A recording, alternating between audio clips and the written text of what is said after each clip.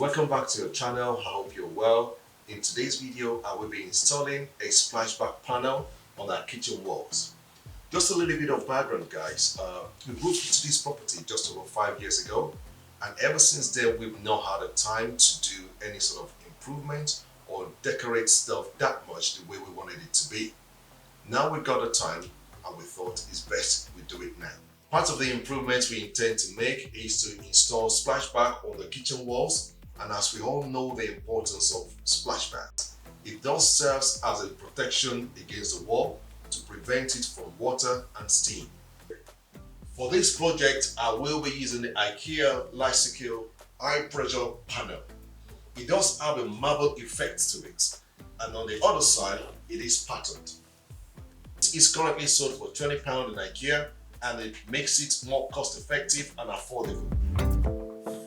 In terms of size, this panel comes as 119.6 by 55 cm. The next step is to take measurements of the parameters you're going to be working with.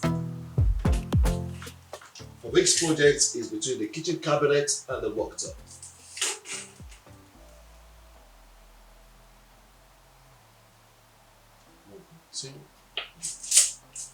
So the distance between the kitchen cabinet and the worktop is 1.2 inch. The edge of the panel must print out whilst being sewn.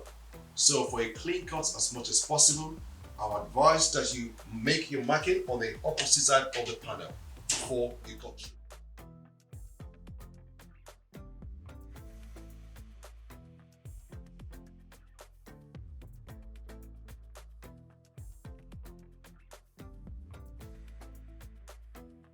Now that we've marked the panel, it's time to put it on the workbench to do the cutting.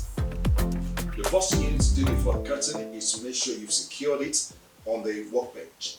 And then now I'm going to be cutting with my Ryobi jigsaw.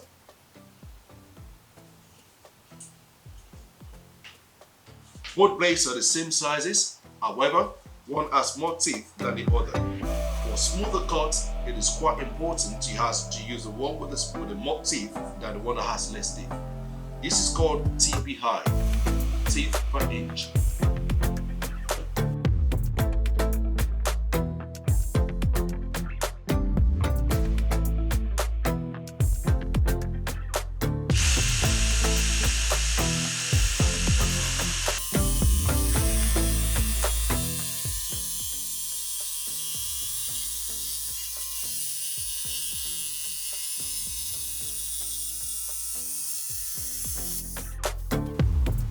Now my cut is not perfectly straight and it's a little bit off to the side, but that's okay because it's not actually gone into the marked area that I really needed for this project.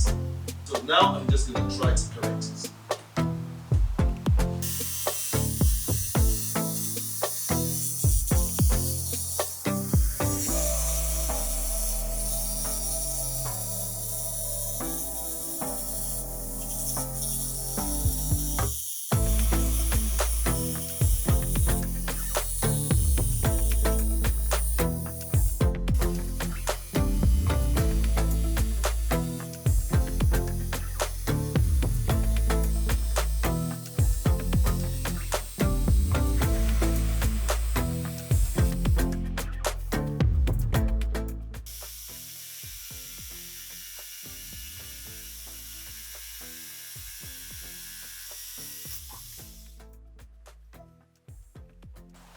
So in this scenario, I've got the sockets all around the place. So I'm just going to put the panel against the wall, then measure around the socket and then cut through.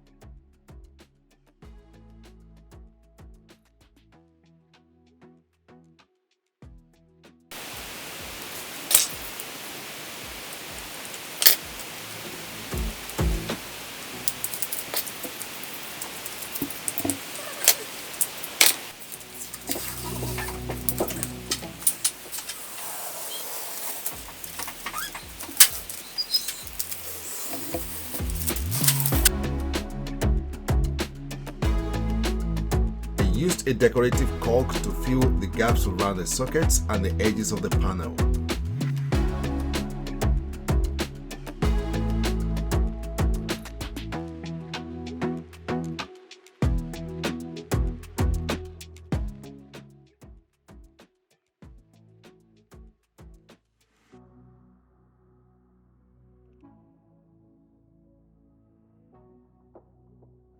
I am very happy with the final look. Thanks so much for watching, and if you're new on this channel, don't forget to subscribe, like and click the notification button to get notified of our new videos. Also, don't forget to leave your comments down below. I'll see you in the next one.